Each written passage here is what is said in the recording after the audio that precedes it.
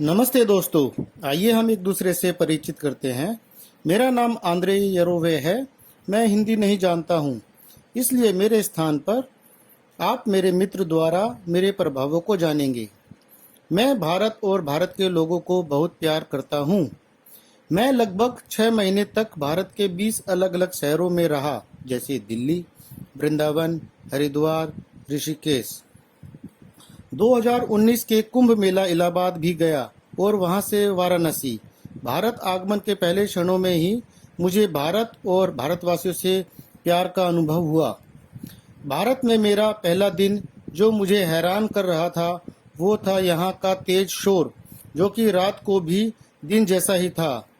जब मैंने एयरपोर्ट से अपने होटल के लिए टैक्सी ली, जो कि दिल्ली के मेन बाजार में था, पहले तो टैक्सी वाला मुझे कहीं और किसी दूसरे होटल ले जाना चाहता था, लेकिन वो मुझे धोखा नहीं दे सका, क्योंकि मेरे पास मेरे होटल की फोटो भी थी, जो कि मैंने booking.com से बुक किया था। मुझे वह टैक्सी ड्राइवर कुछ परेशान दिखा, क्योंकि वह मुझे धोखा नहीं दे पा रहा था। जैसे ही मैं मेन बाजार पहुंचा तो मैंने चैन की सांस ली, जैसा कि एक प्राणायाम योग के वक्त महसूस करता है। अब मैं वहां पर ऐसा महसूस कर रहा था कि मैं काफी देर सांस रोके रह सकता हूं, जो कि मैं रशिया में रहकर ऐसा नहीं हो पाता था। मैंने होटल में अपना कमरा लिया, जो मैंने booking.com से किया था। मेरा कमरा सबसे ऊपर की मंजिल पर कैफे के पास दिया गया। अगले दिन मैं समझ गया कि मुझे सबसे ऊपर का कमरा क्यों दिया गया। मैंने देखा सूरज की धूप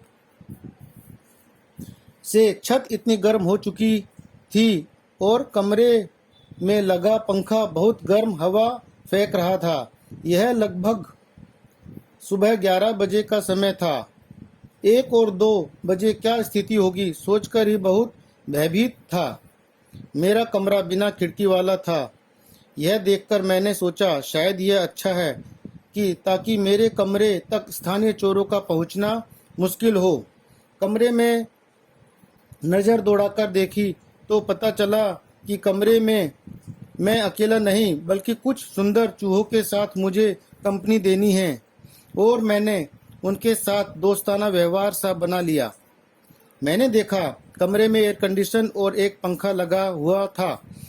जैसे ही मैंने एयर कंडीशन चलाना चाहा तो लगा कि शायद वह रामा के वक्त से अभी तक चला ही नहीं। मैं शावर में गया और महसूस किया कि वहां कभी गर्म पानी था ही नहीं, और महसूस हो रहा था मानो महाभारत काल के समय से शावर में ठंडा पानी रखा हुआ था। होटल की इमारत मानो कुरुक्षेत्र की लड़ाई के समय की बनी है, और यह गुप्त जानकारी रशियन पर्यटकों से बड़ी ही सावधानी से छिपाई गई थी, ताकि वे प्राचीन इमारत में बड़ी संख्या में ना बसें। यह मेरी कहानी की शुरुआत है, और यदि आप रूस और भारत में रहने के मेरे विचारों के बारे में अधिक जानना चाहते हैं तो मेरे चैनल को की सदस्यता लें। धन्यवाद।